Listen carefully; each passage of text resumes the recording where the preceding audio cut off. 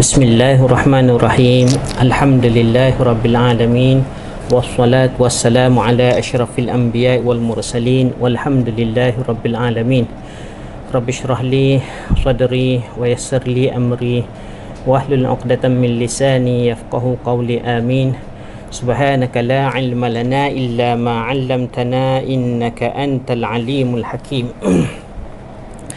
InsyaAllah dalam kesempatan yang ada, alhamdulillah dapat kita meneruskan program dari meja KPM, Ketua Penolong Mufti, Pejabat Mufti Wilayah Persekutuan Cawangan Labuan.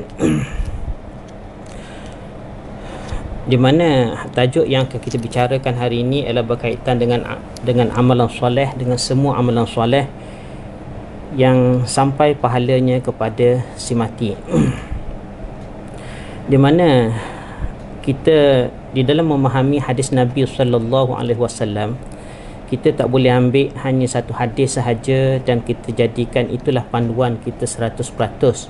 Di dalam memahami perkara yang berkaitan dengan hadis yang sama, justru itulah kita juga perlu merujuk kepada nas-nas yang lain, termasuklah nas Al-Quranul Karim dan juga hadis-hadis Nabi yang pelbagai.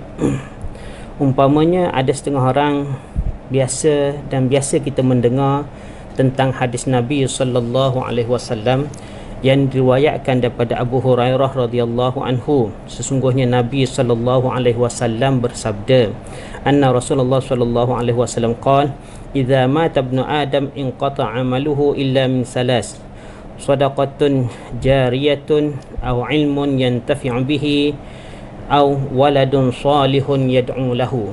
Di mana dalam hadis ini Nabi sallallahu alaihi wasallam menyatakan bahawa apabila meninggalnya seorang anak Adam, maka terputuslah segala amalannya kecuali daripada 3 perkara. Yang pertama, sedekah jariyah. Ini amalan yang dia buat masa dia hidup dahulu, maka amalan dia ni walaupun selepas dia mati masih berterusan. Yang kedua, ilmun yantafi'u bihi, ilmu yang memberi manfaat kepadanya. Yang ketiganya, anak soleh yang berdoa untuknya. Di mana dalam hadis ni menyebut tentang pahala yang diperolehi selepas mati daripada amalan yang dia telah buat walaupun dia telah mati, tetapi amalan itu masih, pahalanya masih berterusan daripada apa yang telah dia buat semasa hidupnya sehingga selepas matinya walaupun dia telah meninggal dunia. Di mana ini adalah pahala yang dia buat sendiri. Kemudian di sana ada hadis-hadis yang lain berkenaan dengan satu isu yang lain juga berkaitan dengannya ataupun hampir berkaitan dengan isu ini, iaitu isu amalan orang lain yang dibuat, amalan soleh yang orang lain buat yang dihadiahkan kepada si mati ataupun diniatkan untuk si mati. Adakah si mati juga akan mendapat pahala tersebut? Ini insya-Allah kita akan bincangkan dengan lebih lanjut sebentar nanti.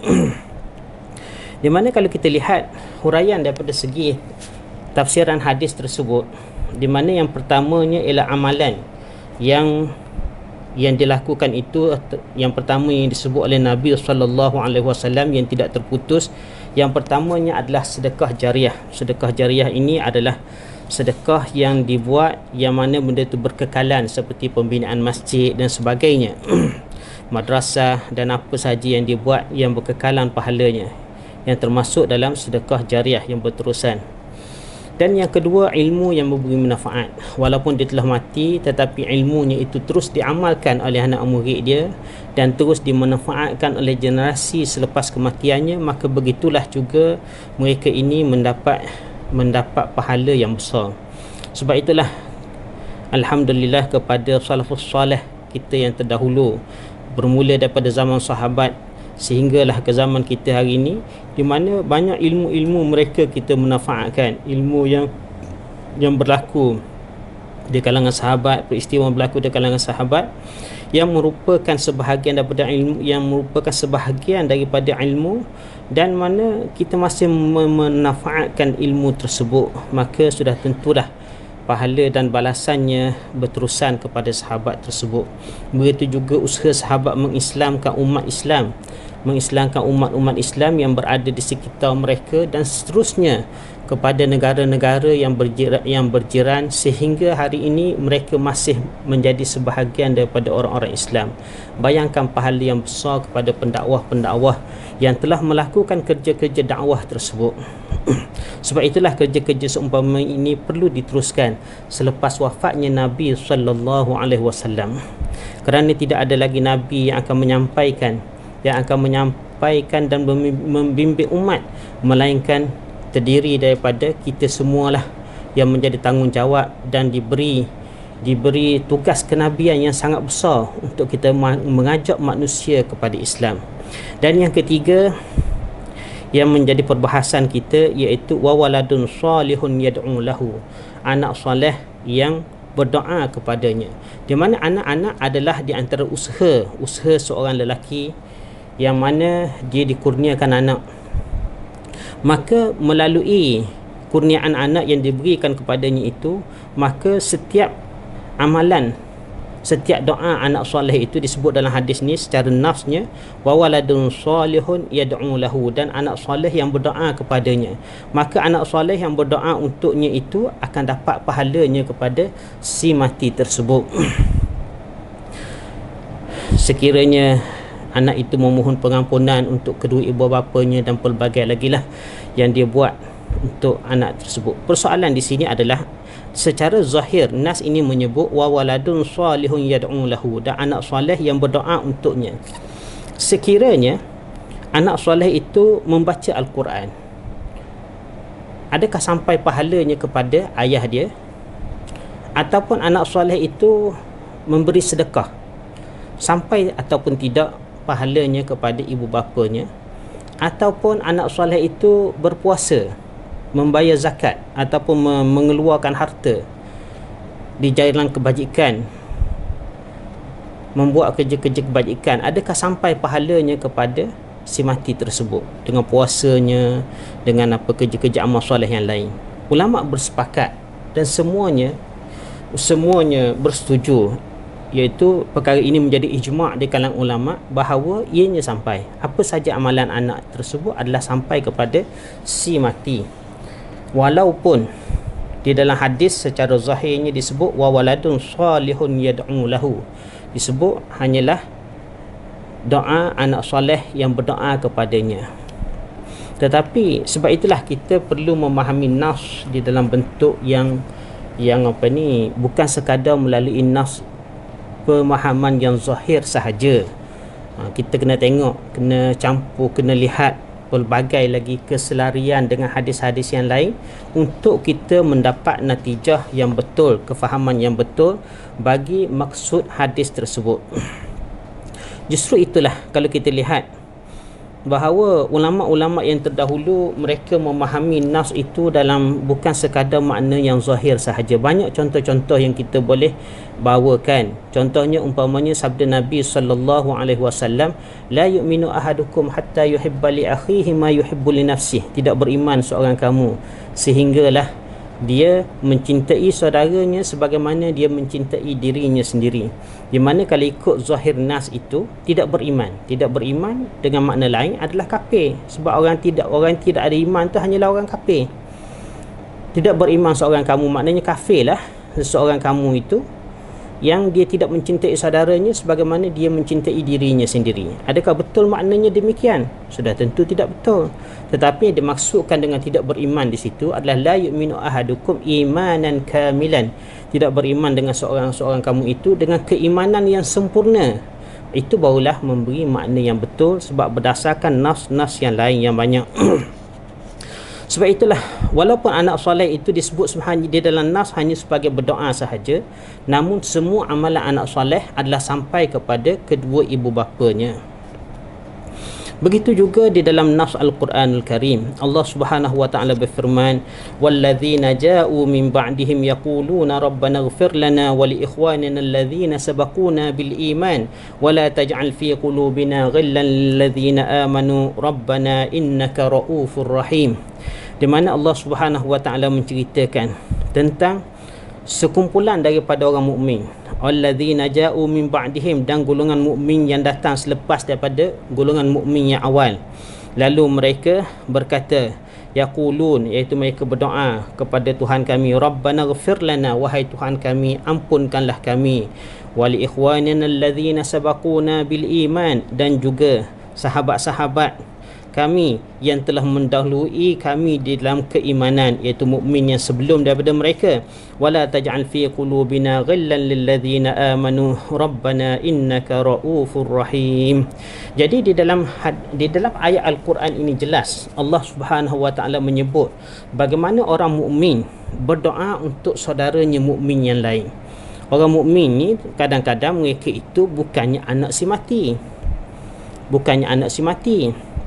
Tetapi orang lain mungkin tak ada pertalian darah pun, ataupun mungkin saudara mereka yang sepupu mereka, dua pupu mereka, sepupu sabit dan sebagainya, ataupun orang mukmin yang langsung tidak ada pertalian darah dengan mereka, langsung tidak ada kena-mengena, tidak ada hubungan musaharah dan tidak ada hubungan pertalian melalui pertalian rahim dengan mereka. Maka Allah Subhanahu wa taala menyatakan bahawa Allah menerima doa mereka tersebut kepada saudaranya mereka yang lain, walaupun mereka itu bukannya wawaladun salihun yad'u lahu, bukannya anak soleh yang berdoa. Dalam hadis tadi Nabi sebut anak soleh yang berdoa. Dalam Al-Quran, nafs Al-Quran, Allah Ta'ala menyebut orang mukmin yang berdoa kepada mukmin yang lain. Juga Allah menyatakan sampai pahala dia, sampai balasannya dan didengar oleh Allah Subhanahu wa taala. Bahkan Allah Ta'ala merakamkan apa yang mereka doa itu di dalam Al-Quranul Karim. Justru itulah di dalam nas ini jelas Allah menyatakan bahawa seseorang mukmin yang berdoa kepada saudara mukmin yang lain sampai pahalanya dan dapat diterima oleh mukmin yang lain walaupun bukan anaknya. Maka begitulah juga sekiranya orang mukmin tersebut membaca Al-Quran ataupun membuat kerja-kerja kebajikan yang lain, bersembahyang ataupun apa sajalah, dia buat kerja-kerja kebajikan untuk untuk disedekahkan, untuk diberi pahalanya kepada si mati, ataupun dia buat tahlil lah. Kalau kita biasa orang kampung kita ijtihad, kita buat tahlil, di kampung, baca Quran ramai-ramai kan, maknanya untuk si mati, sampai tak pahalanya? Jawapannya sampai, sebab berdasarkan nas Al-Quranul Karim, berdasarkan apa yang dinyatakan oleh Allah Subhanahu wa taala. Kalau dalam hadis Nabi sebut doa anak soleh boleh sampai, bahkan anak soleh tidak berdoa pun, buat kerja-kerja lain, baca Quran dan sebagainya pun sampai kepada kedua ibu bapanya, maka begitulah juga di dalam nafs Al-Quran Allah Ta'ala menyebut orang mukmin yang berdoa kepada mukmin yang lain sampai pahala. Maka begitulah juga sama dikiaskan dengan hadis yang pertama tadi, bahawa semua amalan yang dibuat selain daripada doa seperti bersedekah, membaca Al-Quran dan lain-lain, semuanya sampai juga kepada sahabat mukminnya yang lain.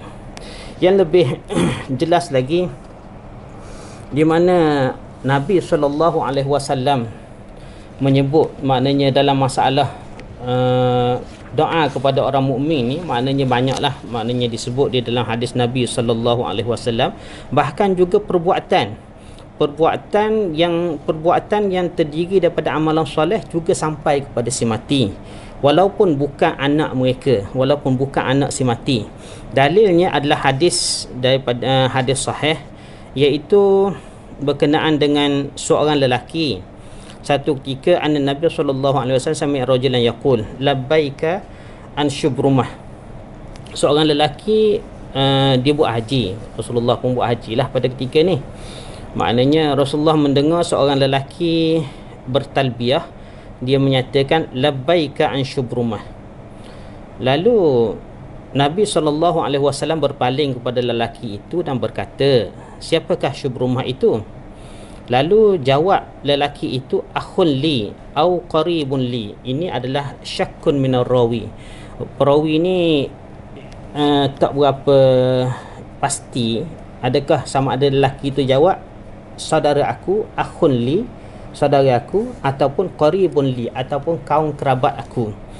Jadi lalu Nabi SAW bersabda, hajajta an nafsik, kamu dah buat haji ke untuk diri kamu sendiri?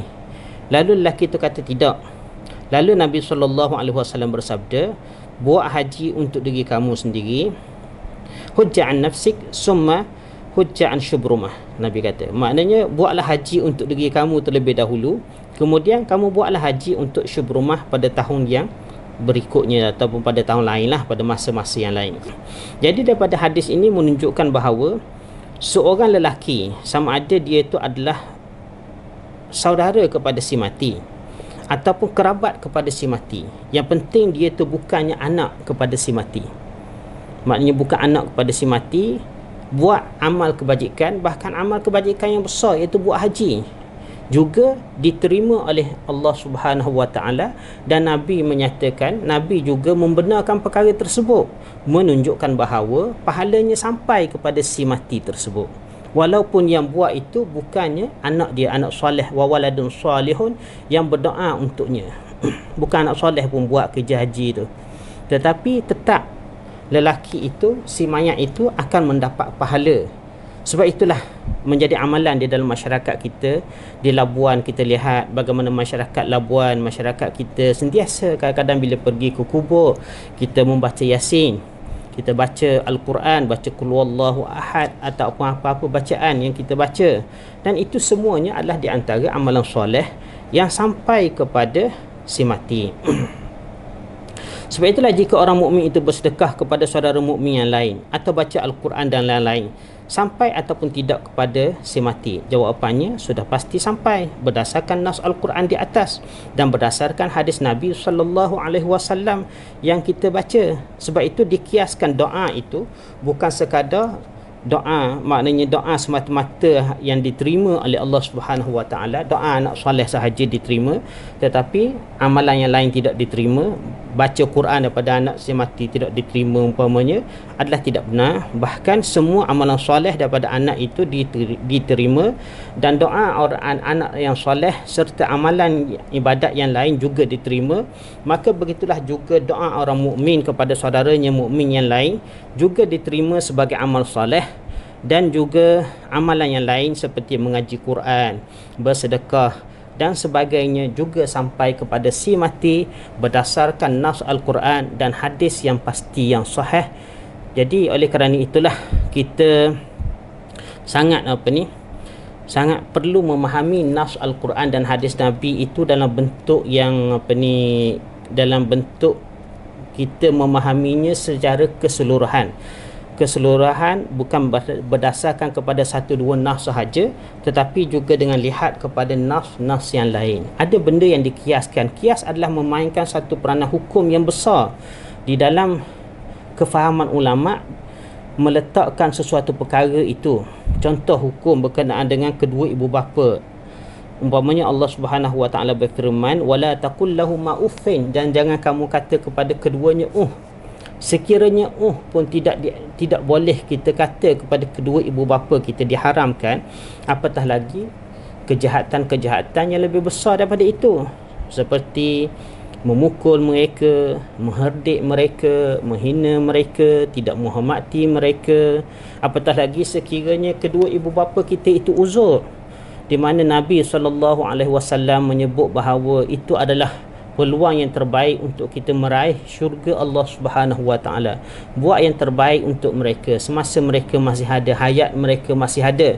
Mudah-mudahan kebajikan yang kita buat kepada mereka itu akan diberi ganjaran syurga oleh Allah Subhanahu Wa Taala kepada anak-anak soleh yang menjaganya. Sebab menjaga orang uzur ni banyaklah masalah, macam-macam masalah yang kita hadapi, yang akan kita jumpai dengan ibu yang uzur, ayah yang uzur dan sebagainya. Kita perlu membuat baik kepada mereka dalam semua keadaan. Apa yang berlaku pun kita kena buat yang terbaik. Jangan sekali-sekali kita mengangkat suara walaupun mereka membuat kesalahan. Maklumlah orang tua macam-macam. Jadi jangan sekali-kali kita menyatakan kepada mereka apatah lagi menyatakan, dikiaskan, tidak dia boleh kata itu, tak boleh menyakiti hati mereka ataupun membuat perkara-perkara yang lebih besar lagi seperti mengherdik, menampar mereka ataupun meletakkan mereka di tempat yang tidak sepatutnya, maka semua itu adalah diharamkan oleh Allah Subhanahu Wa Taala melalui qiyas yang difahami oleh para ulama. Sebab itu rujukan pada ulama adalah sangat besar. Kita kena merujuk pada ulama sebab ulama inilah yang memberi panduan di dalam kehidupan seorang mukmin. Al ulama warasatul anbiya, mereka ini adalah pewaris kepada semua nabi-nabi yang diutuskan oleh Allah Subhanahu Wa Taala. Kemudian di sana terdapat satu hadis yang lain, hadis sahih juga, hadis sahih daripada Nabi sallallahu alaihi wasallam, di mana satu ketika Nabi sallallahu alaihi wasallam lalu di atas dua kubur. Lalu Nabi menyatakan bahawa kedua-dua orang ini diazab. Salah seorang itu diazab, mereka ni bukanlah diazab kerana membuat dosa besar. Amma ahaduhuma fakana yamshi bin namimah wa amal akharu fakana la yastatiru min baulihi. Di mana Nabi menyatakan bahawa dua orang ni buat dosa tapi bukan dosa besar. Salah seorang itu mereka ni berjalan dengan namimah, maknanya suka namimah, meracun orang, kata benda yang tak betul pada orang kan. Ada pun yang kedua, dia tak membersihkan kencing dia dengan cara yang betul lah, sehingga maknanya dia pakaian dia itu terkena najis, tidak kencing dengan betul lah, dengan selesai yang sepatutnya. Lalu Nabi SAW memanggil supaya meminta supaya diberikan kepadanya batang rutab. Lalu bila Nabi dapat batang rutab yang kira yang hijau tu, Nabi pun belah dua. Kemudian Nabi pun pacak atas kubur yang ini satu dan kubur yang ini satu. Lalu Nabi SAW menyatakan la'allahu an yukhaffifa anhuma ma lam yaibasa. Qala la'allahu an yukhaffifa anhuma ma lam yaibasa. Nabi SAW bersabda bahawa la'allahu, diharapkan bahawa kedua-dua pelepah tamak ini akan meringankan azab kedua orang ini selama mana dia tidak kering. Jadi daripada hadis ini ulama berbincang, ulama mengeluarkan pendapat bagaimana pelepah tamak itu boleh memberi manfaat kepada si mati. Jawapannya adalah kerana pelepah tamak itu berzikir kepada Allah Subhanahu Wa Taala, sabit dengan nas Al-Quran bahawa semua benda berzikir. Jadi pelepah tamak yang hijau itu adalah pelepah tamak yang masih hidup. Lalu dengan diharapkan dengan zikir daripada pelepah tamak itu akan menangguhkan ataupun akan melepaskan si mati itu daripada azab selama mana daun kedua-duanya itu masih belum kering. Maka dengan cara inilah Rasulullah mengajar kita apa yang perlu kita buat. Dan kalau sekiranya pelepah tamak, zikir daripada pelepah tamak boleh memberi manfaat kepada si mati, apatah lagi zikir daripada seorang mukmin yang hidup kepada sahabatnya. Bukan sekadar dalam nas menyebut berdoa kepada mukmin yang lain, tetapi sekiranya mereka berzikir, adakah sampai pahala kepada si mati? Jawapannya sudah tentu sampai, sebab berdasarkan nas Al-Quran dan juga hadis Nabi SAW yang jelas, yang menunjukkan bahawa sampai pahala kepada si mati tersebut. Justru itulah ada setengah orang menyatakan bahawa hadis ini adalah mukjizat Nabi SAW.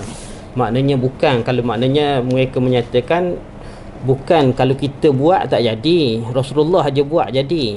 Betul, kita tidak nafikan bahawa hadis ini adalah hadis mukjizat.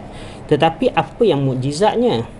Okey, apabila kita analisa daripada hadis Nabi SAW itu, mukjizat di situ ialah yang pertama, Nabi mendengar orang diseksa di dalam kubur, dua orang diseksa di dalam kubur. Ini mukjizat.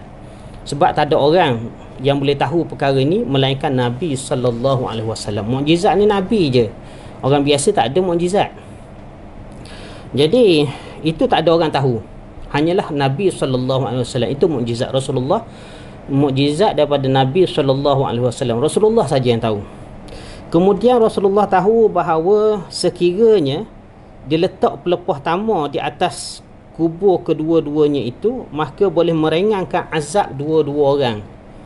Ini juga mukjizat, sebab tak ada orang boleh tahu bagaimana azab itu boleh diberhentikan ataupun ditangguhkan ataupun di stop buat sementara waktu. Tidak ada manusia tahu kecuali Nabi SAW. Kena jadi Nabi baru tahu, barulah dapat mukjizat seumpama itu.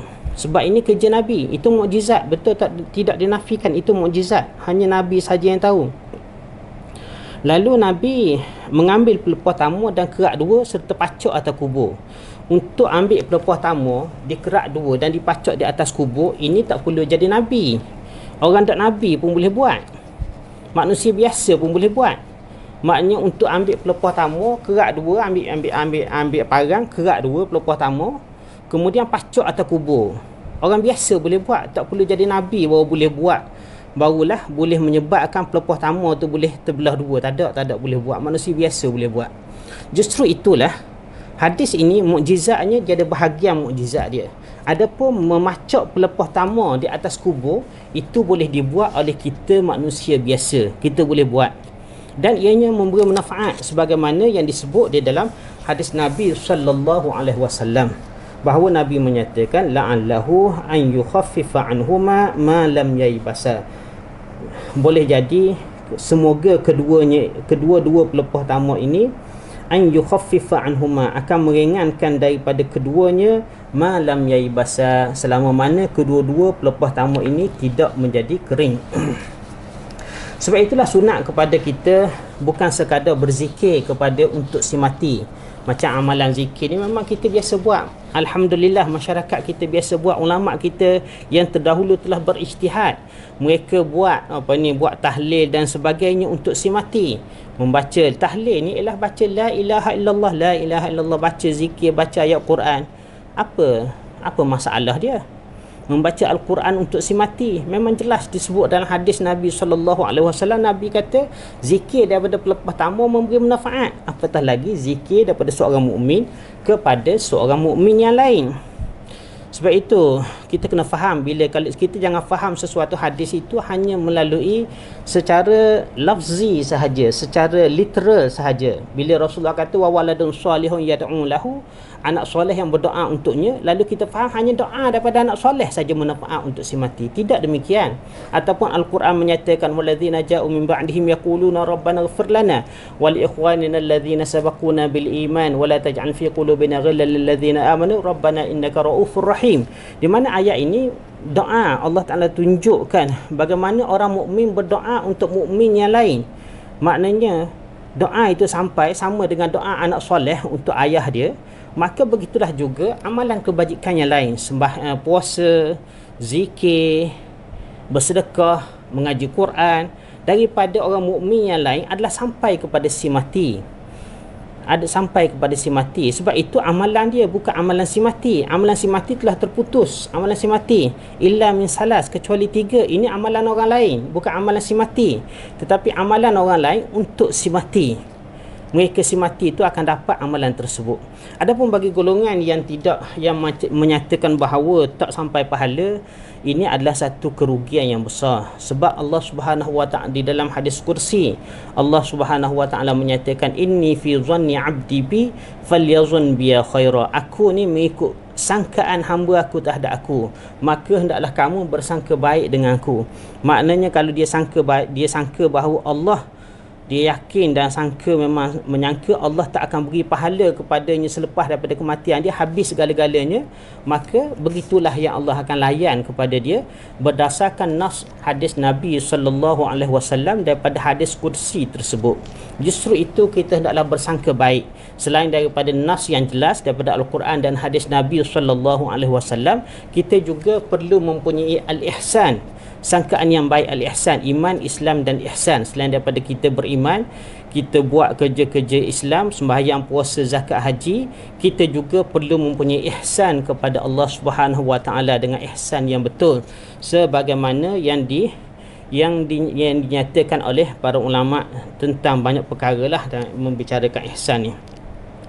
Kemudian Nabi juga menyuruh kita, ada orang kata, ada orang menyatakan bahawa haram baca Quran di kubur. Ini juga di antara pendapat sesat. Pendapat sesat ataupun fatwa-fatwa sesat yang mereka mungkin kerana tak sampai kepada mereka hadis ataupun nas yang berkenaan. Di mana Imam, anak murid kepada Imam Syafi'i, Imam Hanbali peringkat awalnya, Imam Ahmad ni, dia mengeluarkan fatwa bahawa tak harus baca Quran di kubur. Dalam kitab-kitab mereka memang ditulis banyak, Imam Hanbali menyebut tak harus baca Al-Quran di kubur. Tetapi kemudian selepas daripada itu, Imam Hanbali telah mendapat hadis yang jelas yang menunjukkan bahawa harus, bahkan disuruh baca Quran, Nabi suruh baca Quran di kubur.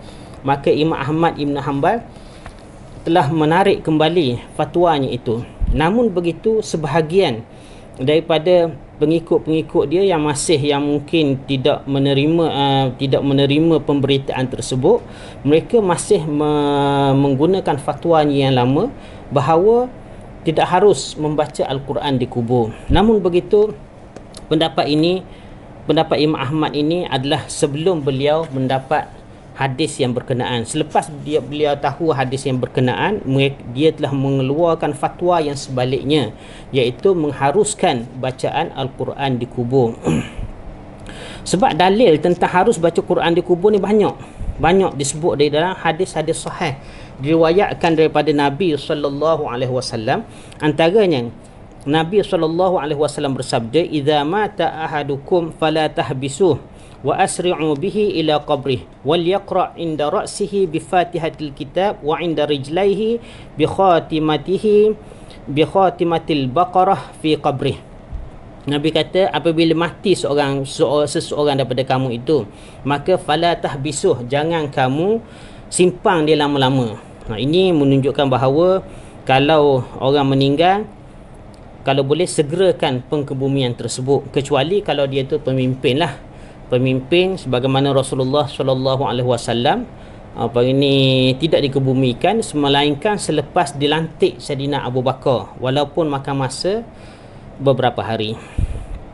Sebab ada keperluan pemimpin lain, tetapi kita sebagai rakyat biasa, maknanya tidak ada kepentingan sebagaimana seorang pemimpin. Maka Nabi kata, bila seorang daripada kamu meninggal, maka jangan kamu fala tahbisuh, jangan kamu menyimpan dia, jangan simpan lama-lama. Wa asri'u bihi ila qabrih, dan segerakanlah bawa dia ke kubur dia. Wal yaqra' inda ra'sihi bi Fatihatil Kitab, bila kamu bawa dia ke kubur, lalu wal yaqra' inda ra'sihi, hendaklah kamu baca di kepalanya tu, kamu baca surah Al-Fatihah.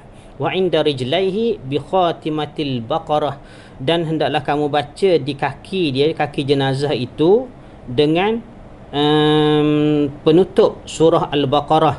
Baca di mana? Iaitu disebut dalam hadis ni fi qabrih, baca di kubur dia. Maksudnya Nabi membenarkan baca Quran di kubur. Nak baca Quran kubur boleh, macam itu amalan yang baik yang dibuat oleh masyarakat kita. Biasanya selepas kita baca talqin, kita akan baca wirid. Ada setengah tu kita akan baca surah Yasin dan sebagainya. Ini antara perkara yang baik, yang sangat baik, yang dianjurkan oleh Islam, yang dibuat oleh masyarakat kita melalui ijtihad para ulama kita berijtihad, dan menjadi amalan di dalam masyarakat kita. Dan amalan ini perlu kita suburkan, teruskan pembacaan Al-Quran di kubur, terus baca Quran, tak ada masalah, tidak menjadi halangan. Hanya golongan sesat sahaja yang mengharamkan bacaan Al-Quran di kubur. Ini jadi masalah bila mereka tidak memahami ataupun tidak menerima hadis sahih. Mereka tak tahulah macam mana keadaannya. Maknanya ada juga setengah-setengah golongan yang mengharamkan bacaan Al-Quran di kubur. Ini pendapat yang sesat, antara pendapat-pendapat yang tak betul lah. Kemudian begitu juga dalam hadis yang lain, hadis riwayat yang lain pula menyatakan lebih kurang je, iza mata ahadukum fala tahbisu asra'u bihi ila qabrih wal yaqra' inda ra'si Fatihatul Kitab wa inda rijlaihi bi khatimatil Baqarah. Disebut lagi sama lebih kurang, tapi riwayat yang lain lah, ni melalui jalur yang lain.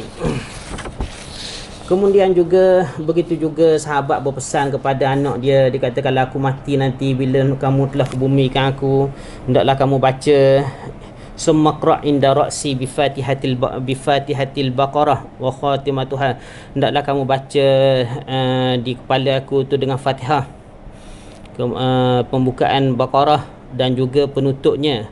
Sesungguhnya fa inni sami'tu Rasulullah sallallahu alaihi wasallam yaqulu zalik, sesungguhnya aku mendengar Rasulullah sallallahu alaihi wasallam menyatakan yang demikian itu. Hadis ni diriwayatkan oleh Imam At-Tabarani dalam kitabnya Al-Kabir, wa rijaluhu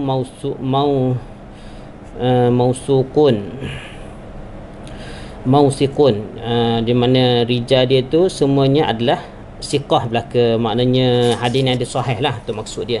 Hadis ni diriwayatkan daripada Abdul Rahman bin Ala.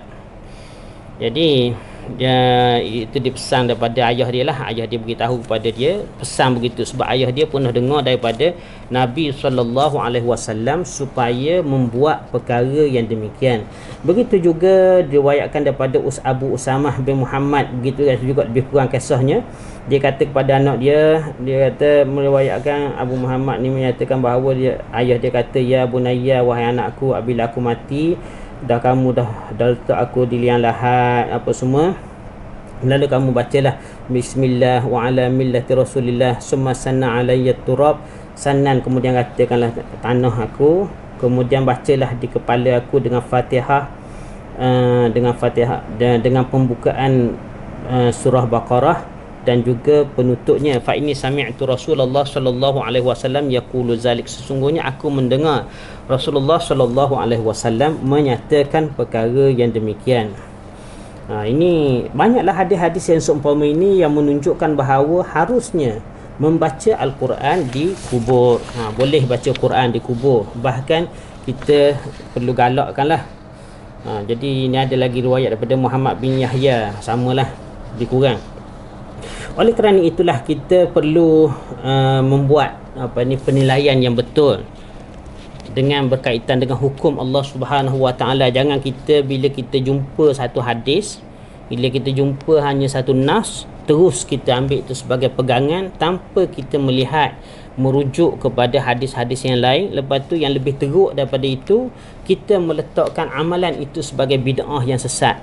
Sedangkan yang sesatnya adalah orang yang tidak mengetahui nas Al-Quranul Karim dan hadis Nabi sallallahu alaihi wasallam dengan cara yang benar. Sebab Nabi menyatakan bahawa hanya man ahdasa fi amrina ma laisa fihi fahuwa raddun. Siapa dia yang buat perkara bid'ah yang bukan daripadanya, daripada urusan agama ini, maka itu tertolak.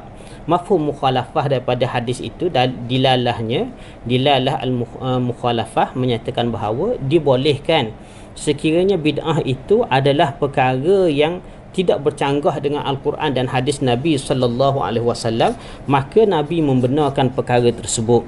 Sebab itu Imam Asy-Syafi'i sendiri membahagikan bid'ah itu pada dua lah. Satu bid'ah huda, satu yang keduanya adalah bid'ah dhalalah. Bid'ah huda iaitu yang menepati nas Al-Quran dan hadis Nabi sallallahu alaihi wasallam walaupun Nabi tak buat, dan ada contoh daripada sahabat. Begitu juga manakala bid'ah dhalalah itu adalah yang bercanggah dengan Al-Quran dan hadis Nabi sallallahu alaihi wasallam. Begitu juga orang kita buat tahlil, buat wirid dan sebagainya. Ini adalah semua untuk kebaikan orang mati dan juga sampai pahalanya kepada si mati. Apa lagi yang kita boleh beri kepada orang mati, kepada kedua ibu bapa kita, melainkan amal soleh yang kita buat untuk kita sampaikan kepada si mati tersebut. Jadi ada lagi lah kisah daripada asar daripada Tawus. Tawus menyatakan kenapa orang kita buat 7 hari 40 hari. Itu ada asar daripada Tawus. Tawus ni ulama besar lah. Jadi benda itu diambil daripada sahabat, maknanya diambil daripada Nabi SAW. Jadi perbahasan perkara ini panjang. Dengan arti kata lain yang mudahnya, kesimpulan yang dapat Ustaz sampaikan pada hari ini adalah, secara ringkasnya, semua amalan kebajikan itu diterima oleh Allah Subhanahu Wa Taala, sama ada daripada diri dia sendiri ataupun daripada orang lain. Adapun amalan kebajikan dia, walaupun dia telah mati, tetapi ada yang masih berterusan selepas kematiannya. Itu adalah daripada amalannya sendiri. Manakala di sana terdapat amal kebajikan yang daripada orang lain, bukan daripada diri dia, tetapi dia mendapat pahala sekiranya dibuat oleh orang lain untuk diri dia sendiri, untuk si mati tersebut.